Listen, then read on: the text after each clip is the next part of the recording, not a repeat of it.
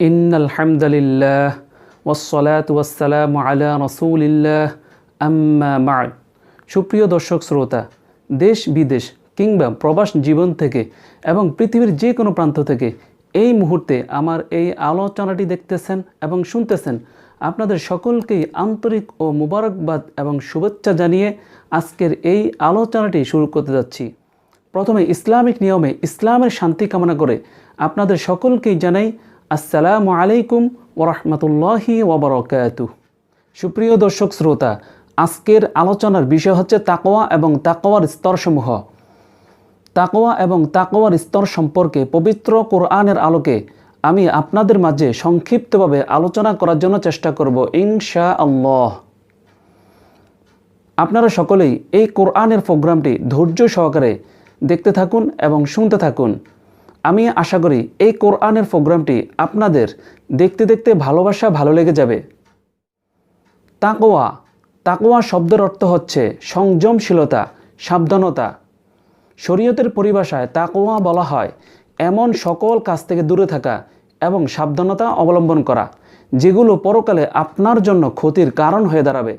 অপরদিকে তাকওয়ার তিনটি স্তর। প্রথমটি হচ্ছে মুমিনদের স্তর, দ্বিতীয়টি হচ্ছে সালেহিনদের স্তর এবং তৃতীয়টি হচ্ছে আতকিয়াদের স্তর।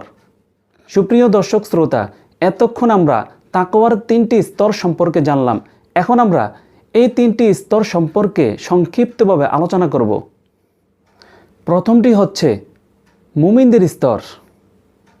আর মুমিনদের স্তর হচ্ছে ঈমান আনয়ন করার পর সকল ধরনের শিরক ও হারাম কাজকে বর্জন করা।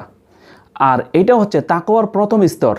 আর এরূপ মুত্তাকিগণকে মুমিন বলা হয়। আর দ্বিতীয় স্তর হচ্ছে সালেহিনদের স্তর। আর সালেহিনদের স্তর হচ্ছে সকল ধরনের শিরক ও হারাম কাজ থেকে দূরে থাকার পর সকল ধরনের সন্দেহযুক্ত শিরক ও হারাম কাজকে বর্জন করা, যেগুলো মানুষকে পাপী বানিয়ে দেয়, যেগুলো মানুষকে গুনাহগার বানিয়ে দেয়। আর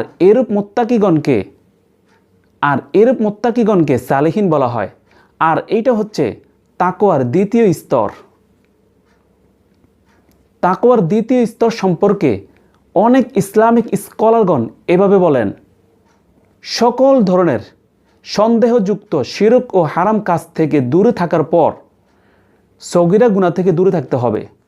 এবং সর্বশেষ তৃতীয়টি হচ্ছে আতকিয়াদের স্তর। আর আতকিয়াদের স্তর হচ্ছে এমন হালাল কাজ যা মানুষের আত্মাকে গাফেল করে দেয়।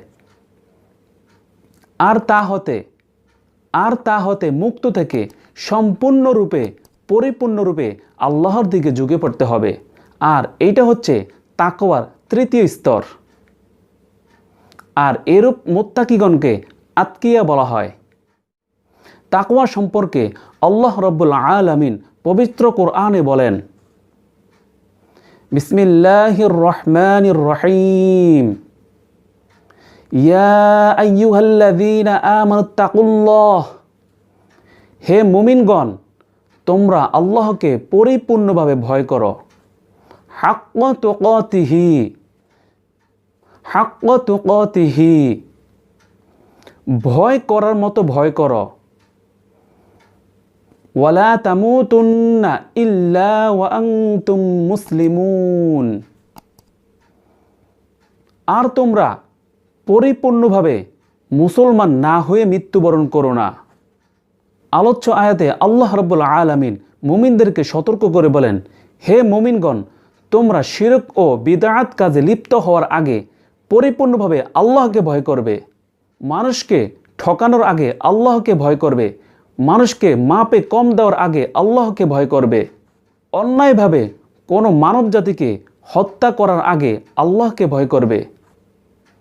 অন্যের সম্পদ লুণ্ঠন করার আগে আল্লাহকে ভয় করবে। মানুষের উপর জুলুম করার আগে আল্লাহকে ভয় করবে। এবং তোমরা সমাজে ন্যায় বিচার প্রতিষ্ঠিত করবে। এবং সমাজে তোমরা ন্যায় ইনসাফ প্রতিষ্ঠিত করবে। অন্যায় কাজকে অন্যায় কাজকে দূরীভূত করবে। আর তোমরা পরিপূর্ণ মুসলমান না হয়ে মৃত্যুবরণ করিও না। সুপ্রিয় দর্শক শ্রোতা, আলোচ্য আয়াতে তাকওয়া এবং তাকওয়ার স্তর সম্পর্কে পবিত্র কোরআনের আলোকে আমি আপনাদের মাঝে সংক্ষিপ্তভাবে আলোচনা করার জন্য চেষ্টা করেছি। আমি আমার জায়গা থেকে, আমি আমার দায়িত্ব থেকে পবিত্র কোরআনের তাফসির আপনাদের মাঝে তুলে ধরার জন্য আমি সেই চেষ্টাটা করেছি। আল্লাহ রাব্বুল আলামিন আমাদের সকলকেই এই কোরআনের উপর আমল করার এবং বুঝার, মানার সেই তৌফিক দান করুন, আমিন।